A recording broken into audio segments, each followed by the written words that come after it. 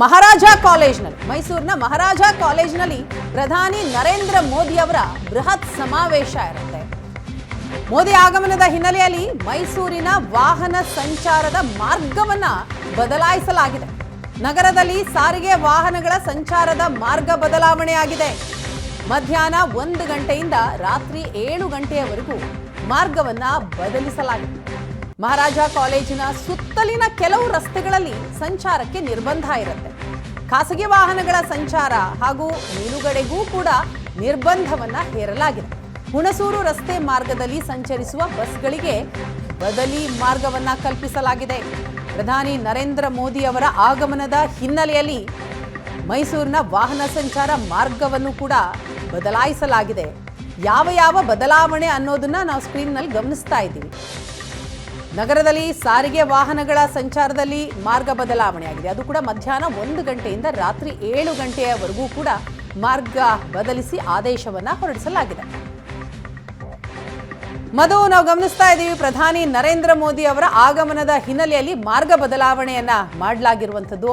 ಏನ್ ಚೇಂಜಸ್ ಮಾಡ್ಕೊಳ್ಳಲಾಗಿದೆ, ಜೊತೆಗೆ ಭದ್ರತೆ ಹೇಗಿದೆ? ಸಾಮಾನ್ಯವಾಗಿ ಪ್ರಧಾನಿ ಬರ್ತಾರೆ ಅಂತಂದ್ರೆ ಭದ್ರತೆಯನ್ನ ಕೇಳೋದೇ ಬೇಡ. ಸೊ ಯಾವ ರೀತಿಯ ಭದ್ರತೆ ಇದೆ?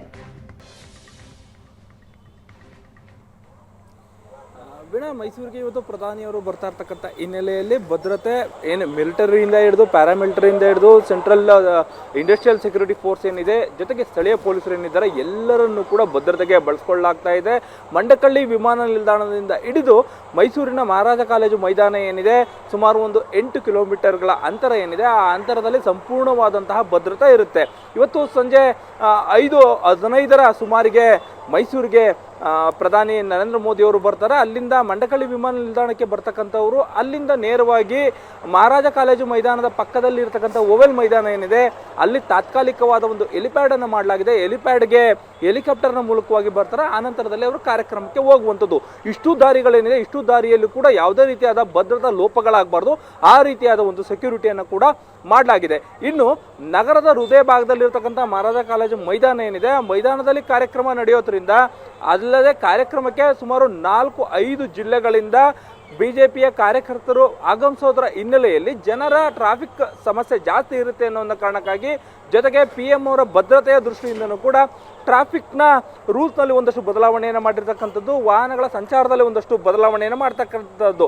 ಇದು ಬಹಳ ಮುಖ್ಯವಾಗಿ ಎಫೆಕ್ಟ್ ಆಗ್ತಕ್ಕಂಥದ್ದು ಏನು ಮಡಿಕೇರಿ ಅಂದರೆ ಹುಣಸೂರು ಮಾರ್ಗವಾಗಿ ಬರ್ತಕ್ಕಂಥ ಹಾಸನದ ಮತ್ತು ಮಡಿಕೇರಿಯ ವಾಹನಗಳೇನಿರ್ತವೆ ಆ ವಾಹನಗಳಿಗೆ ಆಗುತ್ತೆ.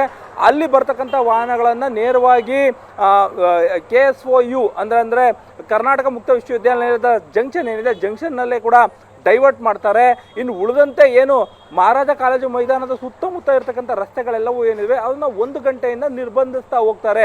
ಅಂದರೆ ಸುಮಾರು ಆ ರೇಡಿಯೇಷನ್ನಲ್ಲಿ 2 ಕಿಲೋಮೀಟರ್ಗಳ ರೇಡಿಯೇಷನ್ ಏನಿದೆ, ಆ ರೇಡಿಯೇಷನ್ನಲ್ಲಿ ಇರ್ತಕ್ಕಂಥ ಓಡಾಡ್ತಕ್ಕಂಥ ಖಾಸಗಿ ವಾಹನಗಳಿಗೆ ಎಲ್ಲವಕ್ಕೂ ಕೂಡ ನಿರ್ಬಂಧ ಇರುತ್ತೆ. ಇನ್ನು ಕಾರ್ಯಕ್ರಮಕ್ಕೆ ಬರ್ತಕ್ಕಂಥ ವಾಹನಗಳನ್ನು ತಪಾಸಣೆ ಮಾಡಿ ಬಿಡುವಂಥ ಕೆಲಸವನ್ನು ಕೂಡ ಮಾಡ್ತಾರೆ. ಇನ್ನು ಹೆಲಿಪ್ಯಾಡ್ ಏನಿದೆ, ಹೆಲಿಪ್ಯಾಡ್ನಲ್ಲೂ ಕೂಡ ಸಂಪೂರ್ಣವಾದ ಭದ್ರತೆಯನ್ನು ಮಾಡಲಾಗಿದೆ. ಬರ್ತಕ್ಕಂಥ ಕಾರ್ಯಕರ್ತರೆಲ್ಲರೂ ಕೂಡ ಏನಿರ್ತಾರೆ ಅವರೆಲ್ಲರೂ ಕೂಡ ಸುಮಾರು 3 ಗಂಟೆಗಳ ಮುಂಚಿತವಾಗಿ ಕೂಡ ವೇದಿಕೆಗೆ ಬರಬೇಕು ಅನ್ನೋ ಒಂದು ವ್ಯವಸ್ಥೆಯನ್ನು ಅಂದರೆ ಮಾಹಿತಿಯನ್ನು ಕೂಡ ಕೊಟ್ಟಿರ್ತಕ್ಕಂಥದ್ದು. ಸುಮಾರು 60,000ಕ್ಕೂ ಅಧಿಕ ಜನ ಕಾರ್ಯಕರ್ತರು ಈ ಒಂದು ಕಾರ್ಯಕ್ರಮಕ್ಕೆ ಭಾಗವಹಿಸ್ತಾರೆ. ಬರ್ತಕ್ಕಂಥವ್ರೆಲ್ರಿಗೂ ಕೂಡ ತಪಾಸಣೆ ಮಾಡಿ ವೇದಿಕೆಗೆ ಬಿಡುವಂಥ ಒಂದು ವ್ಯವಸ್ಥೆಯನ್ನು ಮಾಡಿದ್ದಾರೆ. ವೀಣಾ, ಥ್ಯಾಂಕ್ ಯು ಮಧು ತಮ್ಮ ಮಾಹಿತಿಗಾಗಿ. ರವಿ, ತಮಗೂ ಕೂಡ ಥ್ಯಾಂಕ್ ಯು ಸೋ ಮಚ್.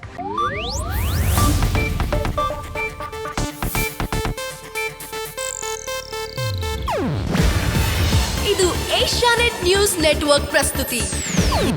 ನೀವು ನೋಡ್ತಿದ್ದೀರಾ ಏಷ್ಯಾನೆಟ್ ಸುವರ್ಣ ನ್ಯೂಸ್.